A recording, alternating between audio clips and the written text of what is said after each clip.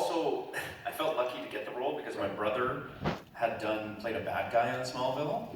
It was like pretty prominent. He stole Clark's powers, so I almost didn't audition for the role because I was like, my twin brother's been on the show. I highly doubt that they're going to hire me, but it was such a great role, and I was like, well, who knows? Like, let me just maybe they'll like what I do and they'll cast me as something different.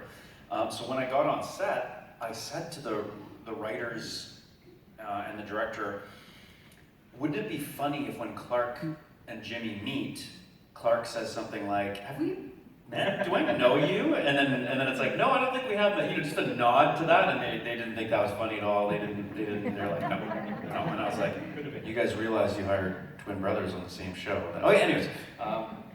So, sorry, I'm rambling and I can't even remember what the heck I was talking about. We're talking about Jimmy Olsen.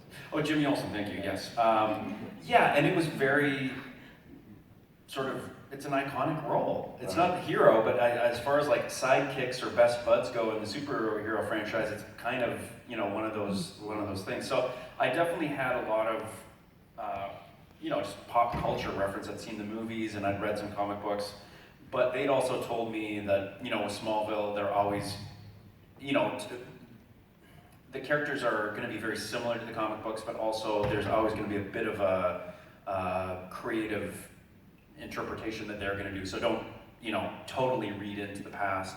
They're going to modernize certain things. So, you play the scripts, and I did know the characters. I knew everything, the Superman franchise and all that from the comic books and the movies. So yeah, it was an easy role to step in because in that sense, because I sort of knew about Jimmy Olsen. But also, there's a little bit of pressure there to.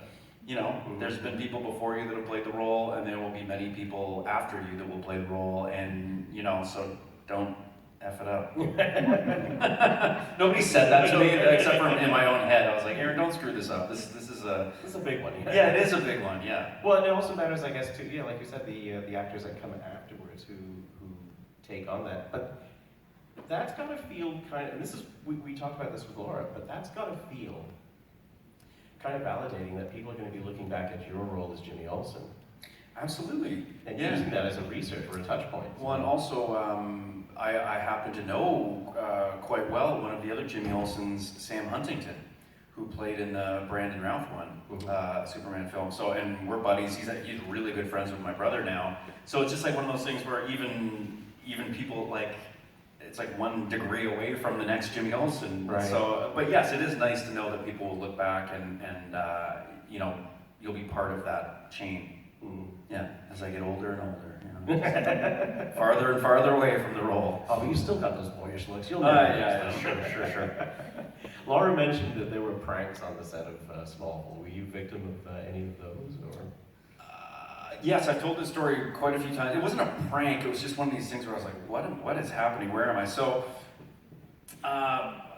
you guys know who Michael Rosenbaum is? And you guys, he played Lex Luthor on the show. He is. I think we've heard of him. Yeah. He is such a great actor, and he's so serious and such a bad guy on the show. But in real life, he's just such a joker and clown. Like, he really is a clown. Like, he would be just telling jokes, goofing off all the time. And at a certain point, we were filming a scene where we were walking out of an elevator and into his office, and I was pitching him this idea for a story. And we were about to roll, and he said, "Oh, can you guys hold the roll for 1 sec? I just have to use the bathroom. We're in an elevator." And he took his water bottle and he turned in the corner and he proceeded to pee in the water bottle. And he said, "Okay, let's go." And then we rolled right into the take, and I was like, wow. So there was things like that that were not necessarily a prank. I don't think he was trying to mess with me. It was just literally, he's just that guy that's like, "Oh no, guys, we don't have to, just give me literally 1 second and then we can go. Don't worry, we can."